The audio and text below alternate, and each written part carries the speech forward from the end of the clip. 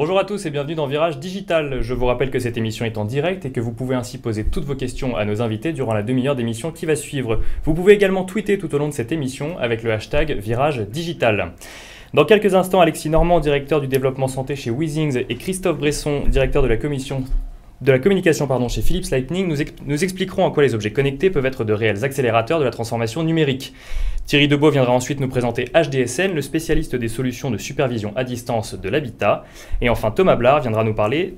Pardon, je ne vous dis pas de quoi il nous parlera, viendra nous présenter sa chronique de la semaine. Mais tout de suite, place à l'info numérique de la semaine avec la revue de presse.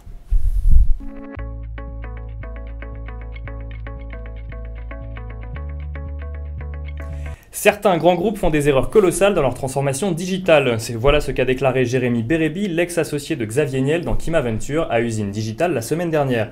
Il pointe du doigt le fait que les grands groupes qui veulent se transformer se contentent d'investir dans des startups sans changer leur propre activité. Cela pourrait donc avoir l'effet inverse selon le serial investisseur et contribuer à faire grandir le concurrent qui les tuera demain.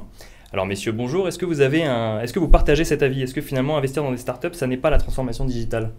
Alors nous, chez Weezings, on a une politique active de partenariat avec des grands groupes ainsi qu'avec des startups, donc de sociétés comme Spotify à, par exemple, des laboratoires, des grandes entreprises comme la SNCF. Non, on est plutôt dans une approche partenariale.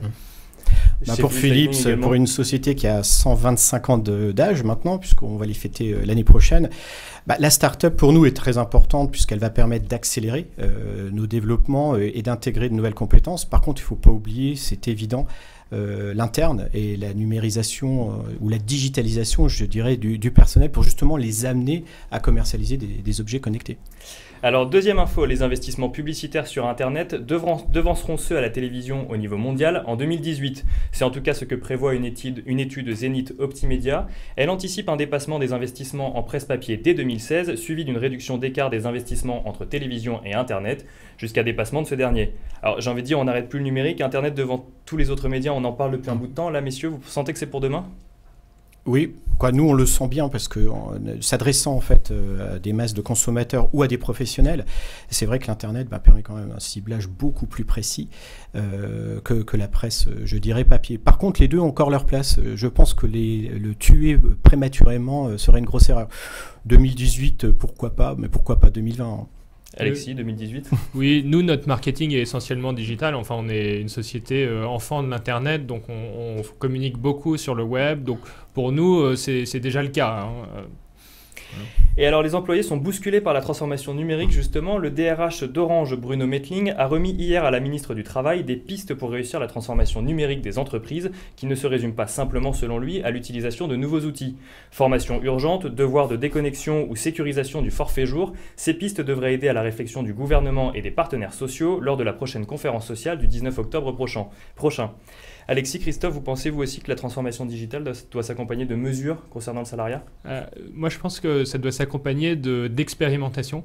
On passe beaucoup de temps avec les entreprises à déployer des programmes de santé au travail où on équipe les gens d'objets connectés et on s'aperçoit en fait que pour transformer une entreprise d'un point de vue digital, en tout cas les gens qui viennent nous voir, ils ont besoin d'objets, ils ont besoin d'applications, ils ont besoin d'essayer et on les aide beaucoup.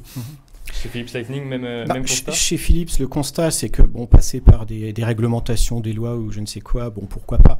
Par contre, je pense aussi que les sociétés ne doivent pas attendre ce genre de choses. Si on reprend le cas de Philips, on a démarré au début de cette année un programme de numérisation de l'entreprise qui touche l'ensemble du personnel à travers le monde, avec des formations, mais aussi sous forme d'intervention d'experts ou de directeurs de sociétés qui peuvent être soit des pure players, soit des sociétés qui ont déjà expérimenté.